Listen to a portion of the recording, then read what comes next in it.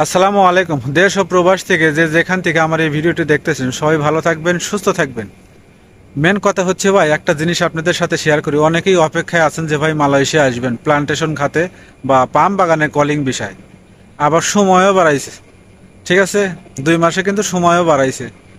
সেক্ষেত্রে অনেক ভাই আছেন যে দেখা যাচ্ছে যে বাংলাদেশে বিভিন্ন এজেন্টের কাছে আপনারা নিজেরাও একটু খোঁজ নিয়ে দেখেন। অনেক মানুষ ভাই টাকা পয়সা জমা দিছে, পাসপোর্ট জমা দিছে, মেডিকেল করে বসে আছে, 3 মাস মেয়াদ শেষ হয়ে যাচ্ছে মেডিকেলের, কিন্তু মালয়েশিয়া আসতে পারতেছে না।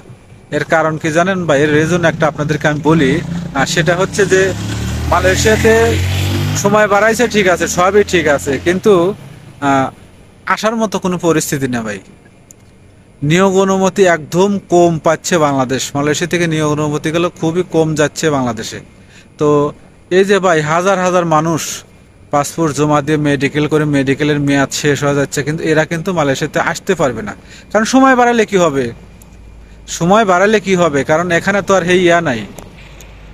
কারণ যদি নিয়োগ অনুমতি অ্যাভেলেবল থাকতো তাহলে যারা মেডিকেল করছে বা আহ, দেখা যাইতেছে যে টাকা পয়সা জমা দিয়েছে, তারা কিন্তু এই 2 মাস মেয়াদ বাড়াইছে, এর মধ্যে কিন্তু মালয়েশিয়াতে আসতে পারতো।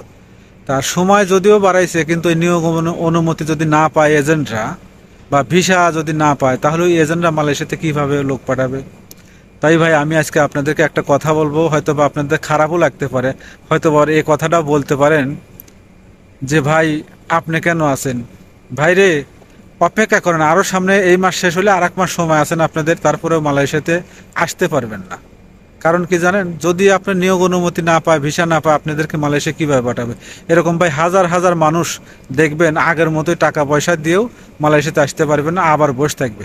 তো এর চাইতে কি আছে ভাই? মালয়েশিয়ার আশা বাদ দেন, বাদ দিয়া দেখেন যদি অন্য কোনো ভালো রাষ্ট্রে যাইতে পারেন তাহলে সেইখানে যান, তাহলে আপনাদের জন্য ভালো হবে। এই যে বসে থাকবেন না মালয়েশিয়ার জন্য, লাস্টে মালয়েশিয়া আসতে পারবেন না, পরে কিন্তু পস্তাইতে হবে। তো এর চাইতে ভালো না যে আমি অন্য কোনো রাষ্ট্রে দেখে শুনে ভালো একটা রাষ্ট্রে যাই? এটা একদম সত্য কথা ভাই বলছি। দেখবেন সামনের মাস আর আছে না, ওই মাস শেষ হলেও হাজার হাজার মানুষ মালয়েশিয়াতে আসতে পারবে না টাকা পয়সা দিয়েও। আমার কথাগুলো হয়তো বা আপনাদের খারাপ লাগতেছে, কিন্তু খারাপ লাগলে একদম সত্য কথা, ঠিক আছে? আমি যেটা বললাম, আমার কথাটা আপনারা একটু চিন্তা ভাবনা করে দেখবেন যে আসলে কি বললাম। কোনোভাবেই দেখেন বর্তমানে নিয়োগ অনুমতি নাই বলতেছে, আর পাইলেও কেউ 30 জনের পাইতেছে, কেউ 12 জনের পাইতেছে, কেউ 100 জনের পাইতেছে।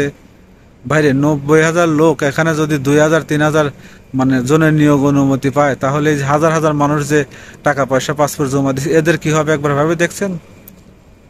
তাই মানে আপনাদেরকে একটু পরামর্শ, যাই মনে করেন না, একটু পরামর্শ দেওয়ার জন্য আর কি ভিডিওটা করা।